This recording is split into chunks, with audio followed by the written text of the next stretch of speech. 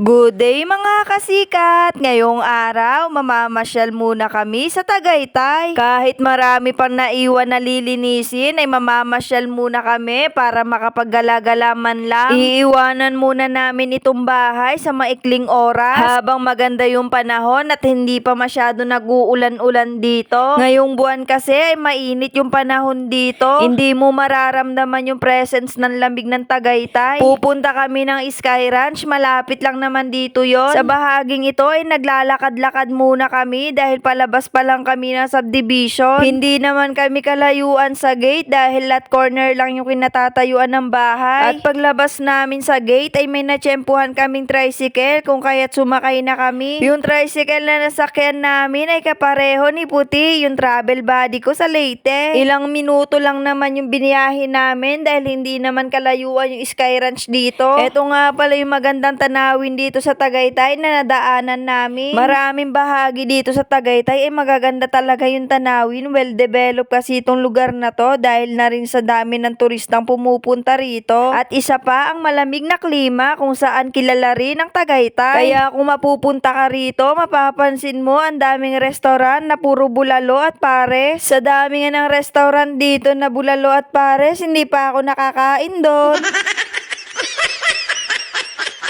Paano naman kasi yung huling bisita namin dito sa Tagaytay ay may nangyari. Pupunta na sana kami sa Batangas para kumain ng pares. Dahil doon daw ang may masarap na pares at loming Batangas. Ang kaso yung driver, si Uncle Alex, naglolo ko yung tiyan kaya hindi kami natuloy. Tapos nung gumaling naman yung paglolo ko ng tiyan niya ay ako naman yung sumunod. Talagang kamalasan naman, hindi talaga nagkatotoo. Wala na kasi kaming time para pumunta doon dahil malapit na kaming umuwi. Baka ngayon pag uwi nila ay magkatotoo na dahil marami silang kasama. Marami ding exciting rides na pwede mong ma-experience. Bale, pangalawang beses ko ng pagpunta rito pero nakaraan 2 rides lang yung nasakyan ko. Nakasakay na nga ako sa Ferris wheel, napakaganda ng tanawin sa taas at sobrang taas. Tapos yung pangalawang sinakyan namin ay yung tren, nag-ikot-ikot lang kami sa paligid. Sana sa pangatlong pagpunta ko rito ay zipline naman ang ma-experience ko dahil makikita mo yung Taal Volcano mula doon sa itaas. Yung unang beses kong pumunta rito sa Sky Ranch ay nagkataong pumutok pala yung bulkan ng alas 8 ng umaga. Tapos alas 10 ng umaga naman kami nagpunta. Wala kaming kaalam-alam. Mula dito kasi ay matatanaw ang bulkang Taal. Eto muna yung huling pasyal namin dahil wala pa sila lola. Ilang araw na lang bago sila dumating. Panigurado, araw-araw kaming wala sa bahay. Dahil puro pamamasyal lang gagawin namin. Sa ngayon ay paglilinis muna ng bahay. Medyo excited na nga sa pagdating nila dahil marami na naman akong lugar na magagalaan. Sa bahaging ito ay matatanaw ang bulkang Taal. Sa mga gustong magbakasyon dyan, maganda dito sa Tagaytay. Pero ngayong buwan ng April ay mainit ang panahon dahil summer na rin. Dahil tanghali na nga kami pumunta ay wala nang masyadong tao. Iilan lang kasi yung nakikita ko na mamasyal ngayon dito. Hindi tulad nung una kong punta ay grabe, sobrang dami ng tao. O baka nagutom lang sila kaya kumain na kasi tanghali na nga kami pumunta rito. Okay na rin siguro to nang hindi kami nakikipagpatintero sa dami ng tao. Grabe talaga yung init ng panahon ngayon. Salamat sa panonood. Hanggang sa muli.